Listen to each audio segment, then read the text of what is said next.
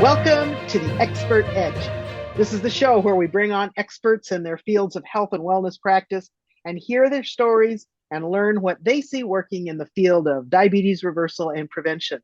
So I'm happy to introduce today's expert, Luke Raybone. Welcome, Luke. Hi, Lucia. Thank you for having me today. Great to catch up. Oh, absolutely. Luke is joining us from down under, and he graduated from the University of the Sunshine Coast back in 2008 with a degree in sports and exercise science, and he gained his exercise physiology accreditation in 2012. So he's been the owner and director of Restart since 2012. He loves meeting with patients who seek a greater understanding of their injury or health condition and giving them practical tools to better their quality of life through exercise and movement. So, Luke, tell me, how did you get started with this? How did you get interested in the field of physical therapy, movement, exercise, and all of that? Yeah, so growing up, I was an avid football or soccer player. I No got to the end rugby? of my, pardon? No rugby? No, not rugby, but in my 20s and 30s, I've actually played Australian rules football. Okay. So for any of your American viewers, whether you've seen AFL or what's called AFL or Aussie rules, definitely encourage you to YouTube it if you are a sports fan.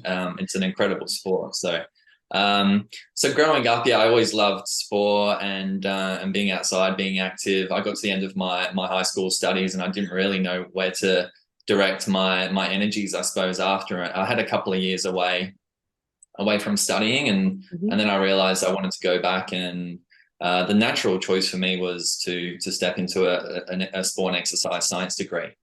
And when I started out with that, I sort of saw myself maybe working more with athletic populations or Mhm. sporting teams, those sorts of Yeah. things. And it wasn't until the last year of my degree where I heard more about exercise physiology. Mm. And I suppose that sort of appealed to me in terms of just working with everyday people, just wanting to improve their quality of life. And I was lucky enough to sort of meet certain people at certain times, which really helped to broaden my understanding of how we can help people in our role. Mm. And I really get a buzz from helping people, particularly overcome muscle, bone, or joint injuries. So people, presenting with pain that could be, pain that's recently come about or pain that they've been suffering with for years and years and is really having a negative impact on them. So to be the person to be able to help them sort of problem solve that and work out what's going on is a really fortunate role to be in. And aside from that, as exercise physiologists, we do have such a broad scope. So, why we're here today is maybe more about the diabetes side of things. So, within our role, we do what's called a lot of like lifestyle modification. So it's Mhm. helping people to better understand their chronic disease and find Mm. the right type of exercise and physical activity for them, their unique history, their unique conditions, their unique likes and dislikes, and hopefully getting them to a point where they develop a love for movement, and that might be again different for every person. So our skills as practitioners is to find the right fit for each individual. I love that. And I really love your heart for just helping people, ordinary people, to use movement to improve their function, their quality of life, decrease their pain. I think that's amazing. So, Yeah. as we look at someone that has pre-diabetes or type 2 diabetes, maybe struggling with insulin resistance, how would you recommend that someone like that adopt a more holistic or lifestyle-based approach so that they could better manage or even reverse type 2 diabetes?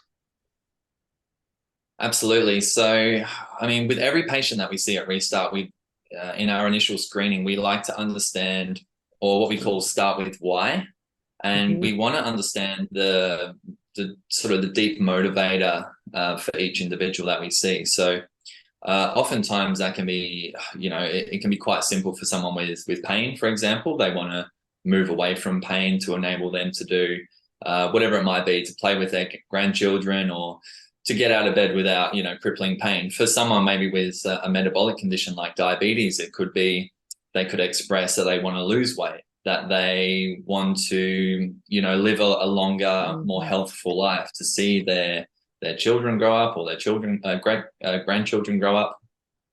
Yeah. So we really want to sort of tap into that why. And sometimes patients can present and they don't fully understand or realize what that is. So again, as practitioners, we need to sort of ask some intelligent questions to maybe delve a little deeper. So that's a really important starting point, because once we have that down and we sort of understand more about that, we can use that as a motivator for the patient. When times do get tough, there's going to be times when motivation is going to wane and those sorts of things. Maybe the results aren't coming as quickly, or they hit a plateau with their weight loss. So having that why, that compelling why down on paper, is a really good can be a good reset just to come back to and say, on day one, we talked about this. I know this is really important for you. If we can keep up your exercise habits, we're going to keep seeing positive changes. All right. So let's not forget this. As exercise go on. Yeah, that's right. So that's a really crucial starting point, and can be, can quite easily skip past that, I suppose.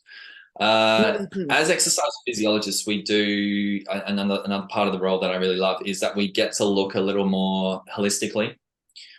So we need to be considering lots of lifestyle factors. If we're only, focusing on the exercise and the movement part of it, we can be, it can be a disservice to the patient. So we need to be quantifying and having a look at areas like nutrition. There's sort of 5 key areas that I really like to look at with each patient, and that's their nutrition status. Okay.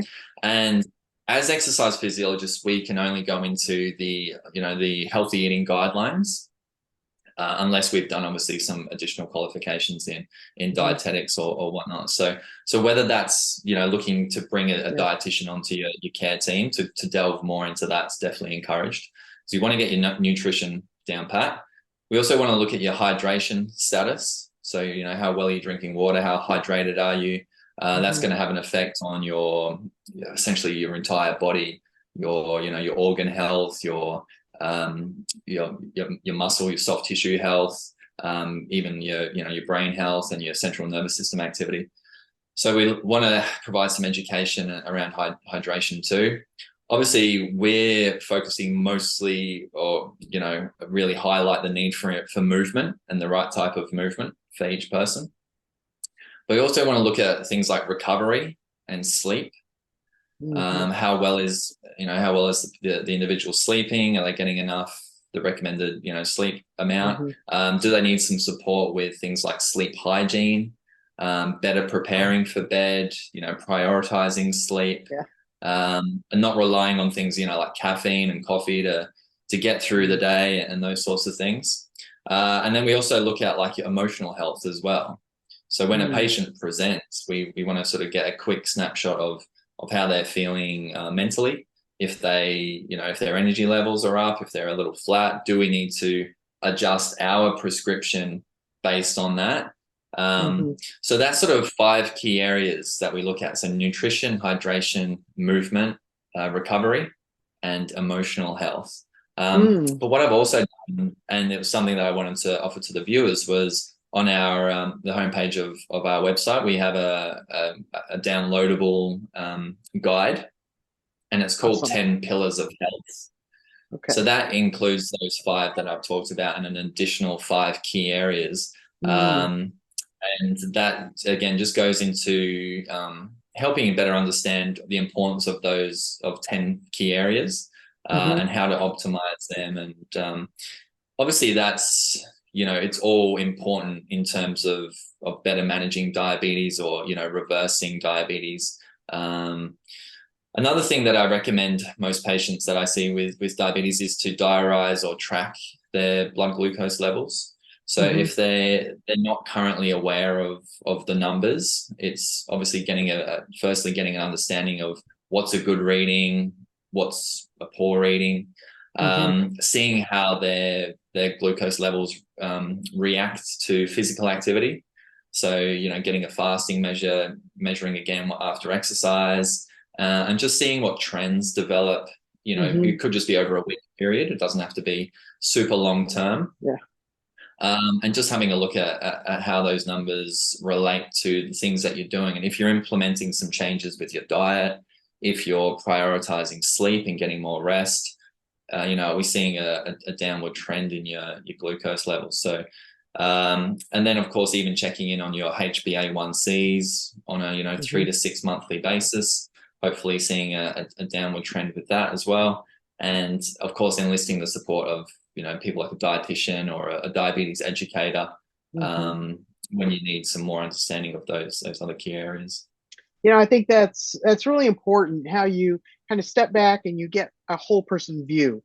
I really appreciate you sharing that you don't just look at, how much exercise are you getting, but you're also looking at their sleep patterns, their emotional health, all of these other areas that have such a strong impact on how their body's metabolism is working. And I That's really right. appreciate that kind of high level assessment that you do with your clients, because I think that anyone that is looking for someone to provide care for them, looking for adding movement, these are important thoughts for them to be thinking about as they filter like who they might choose to work with and how they work with them, to know that these are ways of practice that can be really, really supportive to someone who wants to use lifestyle to reverse diabetes. And if I really, really like everything you were saying there about how you work with people. As some of the people that are listening are also entrepreneurs, kind of like me, I think I would love to hear from you as an exercise physiologist. How do you think that your services, that kind of work that you do, can be helpful to someone who owns their own business, has a side hustle, whatever it is? Yeah, absolutely. I mean, I think I was thinking of this, and you could look at it on the macro or the micro level. So I think on the macro level, it's got for an employer, for an organization, it's going to be looking at how can we improve, productivity, employee productivity. How can we reduce absenteeism, and how can we improve the satisfaction and retention of talent and employees.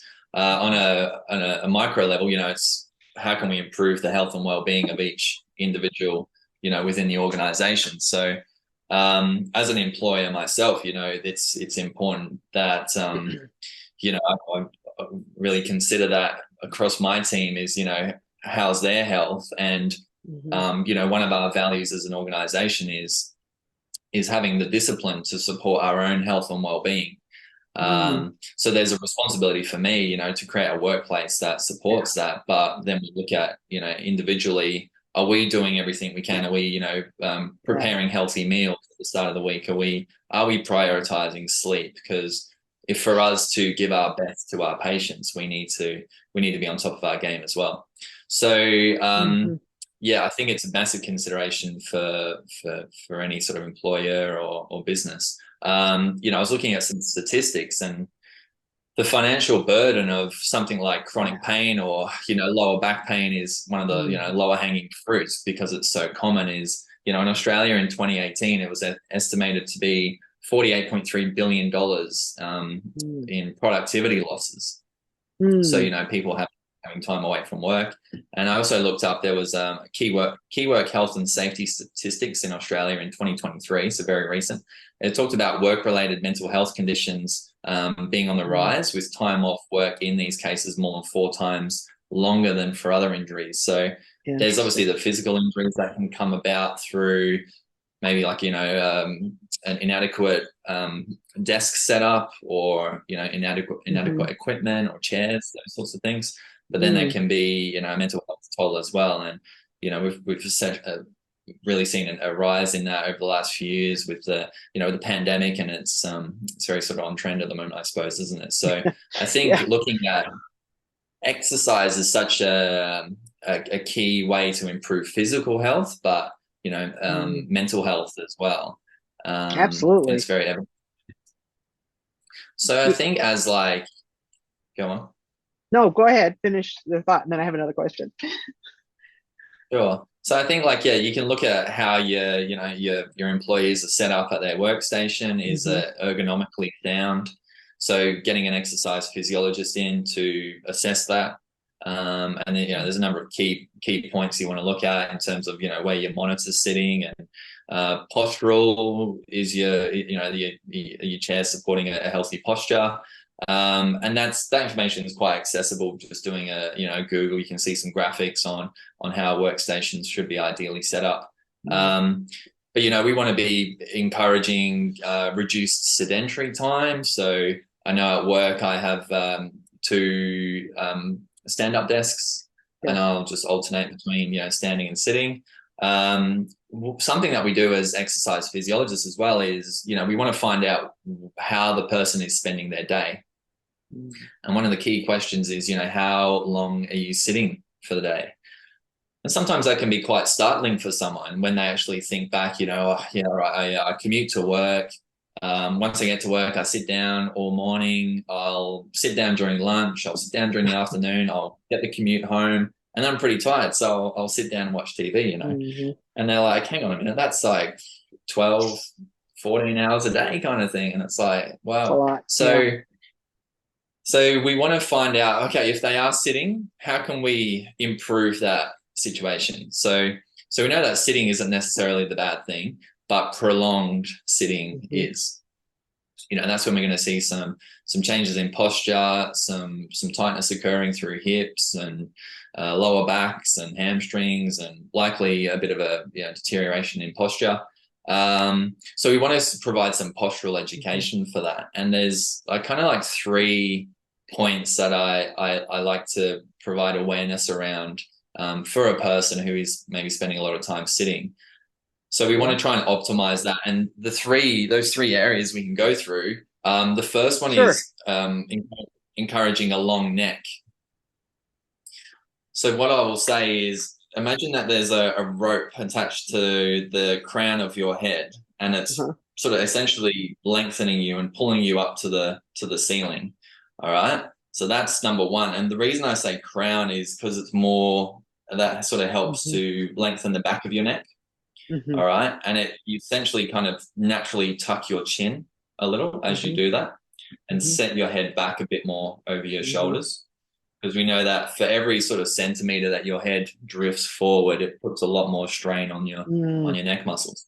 That's a So great that's point point one. because, yeah, hang on before you go to the next one. I think that's so important, this whole positioning thing, because as entrepreneurs in this day and age, a lot of us are spending hours in front of a computer. And I notice that many people don't even work on a desk. Like they're working on their Mm, bed, right? With their computer on the bed, or yeah. in other less than optimal positions. And this posture thing is like, it's like you walk down the sidewalk these days and it's like everybody's kind of humped over and, their heads way in front of the rest of their shoulders. And Yeah. these are things that just happen without noticing if we're not intentional. And so I really appreciate you bringing this up. So as we're doing work, maybe in our home office, or even if we're working in a corporate setting, thinking about our position. So I love that you started with the head and what we need to do with that. Then what Mm. else do we need to be checking? Yeah, absolutely. So point one, long neck. Point Hmm. two is, imagine your shoulder blades, and you've got like the bottom angles of your Uh-huh. shoulder blades. What I think is I'll say to someone, if you squeeze your shoulders back as hard as you can, that's Hmm. 100% squeeze. All Okay. right. But no one can sustain that squeeze. That's just not natural, and it just looks a bit weird, doesn't it? So what I think is, what I'll explain is, if that's 100%, I want you to just think about the two bottom angles of your shoulder blades, just Uh-huh. draw them together about 25% of what that 100% felt like. Mm. And with that, you should feel like your shoulders just sit back a bit more and your chest opens Hmm. up. Hmm. All right. And that can help just keep that long, ideal posture as Hmm. well. All right. And avoid that kind of shoulders Mm. rounding and kind of excessive, what's called kyphosis through your mid Hmm. back. Which is only All right. supposed to be for like people over 90, right?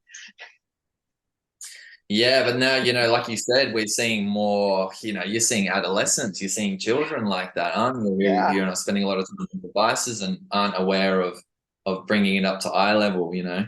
Mm-hmm. So that's I think that's going to create a big health burden in itself in years to come as well. Wow. So that 25% tension between your Okay. lower shoulder blades. And Mm-hmm. then the third one is thinking of your bottom rib. All right, Mm-hmm. as your ribs kind of like flare down. I don't know if you can Mm-hmm. see, but yeah, your bottom Mm-hmm. rib. Think about just setting your bottom rib a little closer to your hips. Mm. All right. And with that, you should just feel like a little bit of your core muscles activate. Mm-hmm. All right. And that avoids kind of any sort of excess rounding, or obviously you don't want to draw them too close and come Yeah. into a hunch position. Mm-hmm.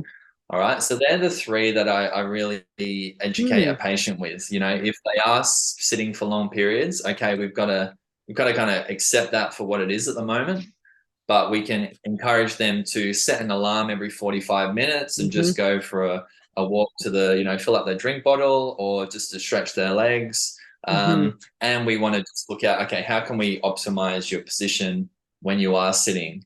So, number one, long neck. Number two, 25% tension between your lower shoulder blades. And number three, just setting your rib cage closer to your hips to the point where you can just feel some some core activation.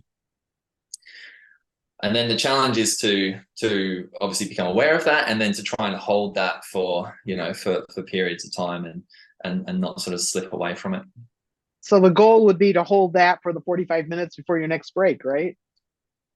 Yeah, ideally, that's right. Okay.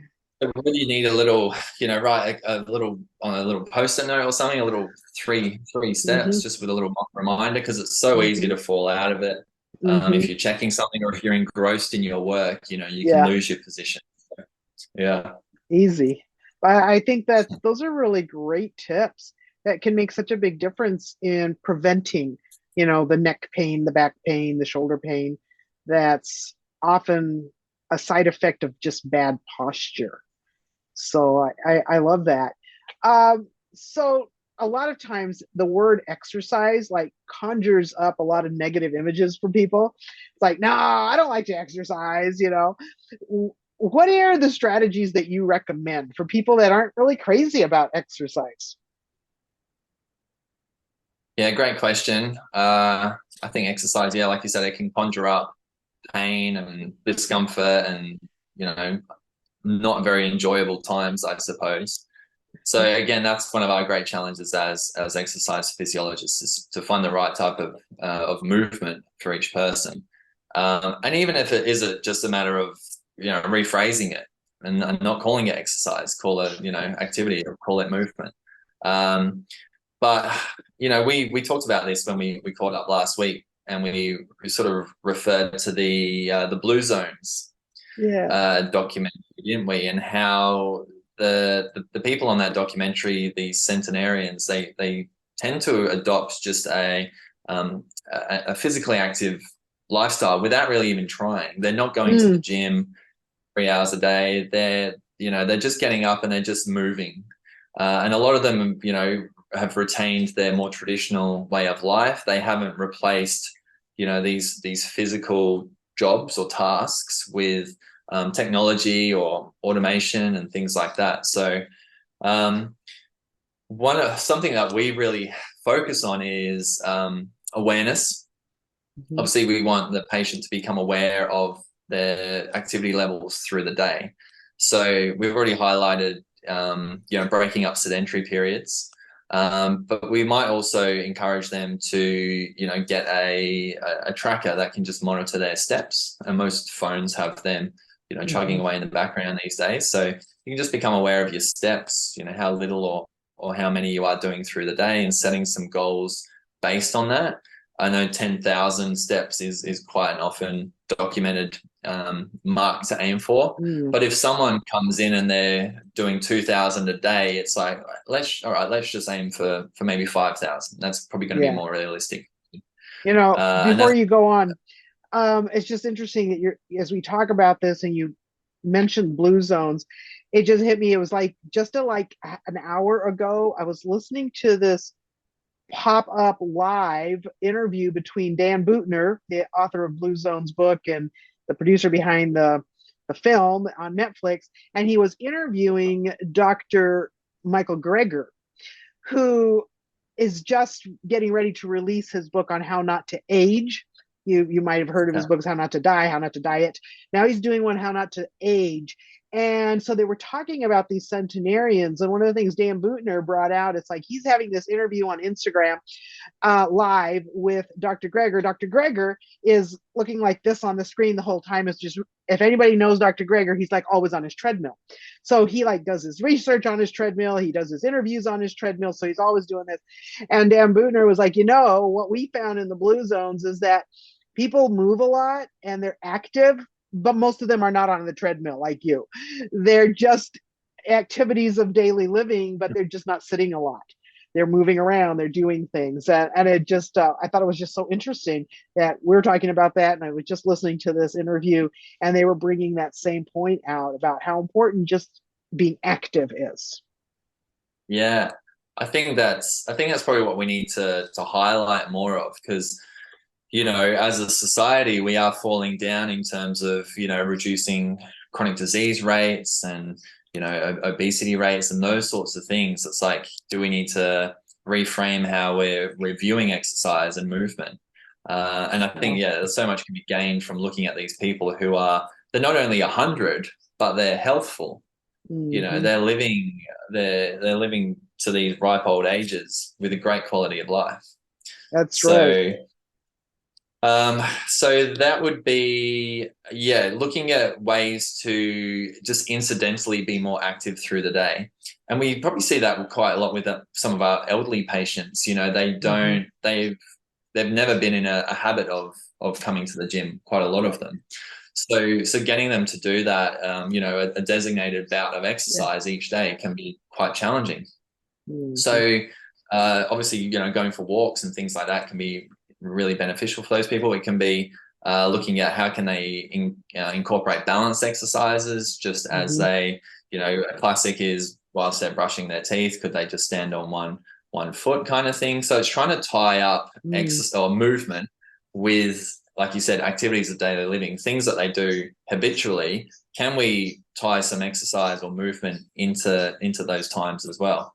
Like something I've got my mum to do is she bought I actually had a kettlebell I wasn't using at home that I bought during COVID to do stuff at home. And I've given that to her, and I've just said, every time, put it somewhere prominent in the house, and every time you walk past it, I just want you to stop and pick it up 3 times. All right. And it's like, lifting with her legs, not lifting with her back, of course. So, showed her how to lift it safely. And if she does that 20 times through the day, all of a sudden she's done 60 repetitions. And what's that? 1.2 tons worth of lifts through the day. So that's going to be great for her. She's in her 60s now, so it's good for her bone density. It's going to help to build tone and strength through her legs. And she's not feeling like she's exerted herself, but it's just built up through the day. Yeah, I love that. I think that's a great idea. Yeah. So find ways to be more incidentally active through the day. And that's when, speaking with an exercise physiologist can help, because we can give you some, tangible ideas on how to do that. Some other examples are, I prefer to use a broom when I'm sweeping out the front of my house. I could easily just go buy a leaf blower. But A, it's noisy, and B, I like to break a sweat and sweep, and I feel my core working when I do that. I have a electric hedge trimmer, which I feel like is a bit of a cop out, because I used to have the old manual one, but my hedges just got too big. But I haven't got like the extension for it, so I like to climb up on the step and reach, and that's a great shoulder workout for me. So I'm kind of quite aware of those things, I suppose, working in my profession. But that could be, simply walking to the shops instead of driving, and finding ways to, just leave your car keys aside and go for a walk. Can I just actually thinking, can I do this on foot, or could I cycle to the shops instead? Another one is looking at bringing people on board and helping with, accountability and support. So, are there some friends that you could speak with and get together and go for a walk with? I know that was a key point of the Blue Zones documentary as well. Is in Okinawa, for example, they've got those groups, those little community groups, and they go out and walk together. And I think that's really important too, because there's going to be days where you'll wake up and you might not feel like exercising or moving, but if you've got a friend there saying, "Hey, I'll meet you in 10 minutes," it's kind of hard to say no. So Mhm. yeah, get some people on board, get some social groups happening, and that could be even thinking back to, hey, was there a sport or something you enjoyed doing when you were younger? Or could you try something new? I know like pickleball is a bit of a new craze at the moment, isn't it? And I've got a few patients who are, in their 50s who have just taken up pickleball, and they're not people who love exercise, but they've found this form of exercise that they do really like. And at the end of the day, it's just about moving, isn't it? It Yes. doesn't have to be, super refined in terms of repetitions Mhm. and rest times and all that sort of thing. Obviously, it can be depending on what your goals are. But at the end of the day, we just want to get moving, we want to get up out of the chair, break a sweat, and yeah, reap the rewards physically and mentally. Love that. I love that, Luke. That's so encouraging to know it doesn't have to be hard. It can be easy, and yet some really practical tips on things that we can all start practicing right away if we're not already, that will help us to be more active, sit less, use better posture, and understand that as we use this activity and movement, we are helping our brains, our mental health. It allows us to be more productive in the workplace, and we have more energy. We feel better. So many benefits you've brought out today in all the ways that we were created for movement, I believe. So I really appreciate you bringing your expertise here and sharing it with us. Is there any closing thought, words of wisdom, a little extra tip, whatever it is you'd like to leave us with today? Uh, I don't believe so. Like something that we Okay. highlight as a team is to improve like the health literacy of our Mm-hmm. patients, because that helps to obviously get better results that we've found, but Mm-hmm. it helps to get as a business, it helps to get more buy-in. So it helps with our patient retention and those sorts of things. But Mm-hmm. I think for any person starting out, it's just building awareness across those five key areas that I mentioned Mm-hmm. before. So, for anyone with diabetes, for example, this is a condition that has come about over likely a long period of time. So, it's not something that's going to be reversed or, completely halted overnight. So it's going to come with just building awareness across the key areas that we talked about: nutrition, hydration, movement, Mm-hmm. recovery, and your emotional health. And just building some awareness and knowledge around how to improve each of those areas. And I think that can be really empowering for someone, because it takes you Mm-hmm. out of a position where you're relying on other people, or, you can sort of steer your own ship a little bit better once you have that up to date and evidence Mm-hmm. based information. I Of love course, there that. are Yeah. individuals.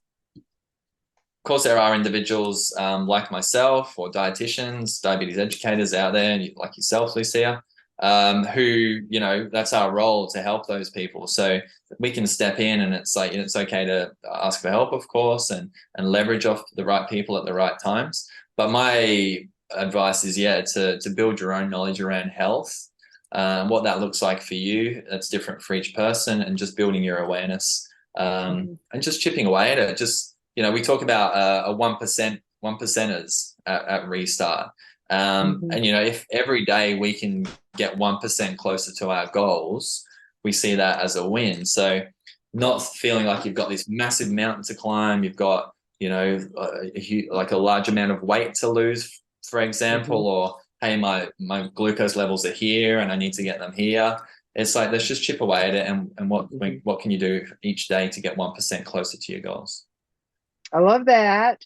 Thank you so much. And remember, everyone, health is wealth, and it comes by choice, not by chance. So I hope that today's interview will help you as you make better choices to improve the wealth that's in your hands through your own health. Thank you for being here with us.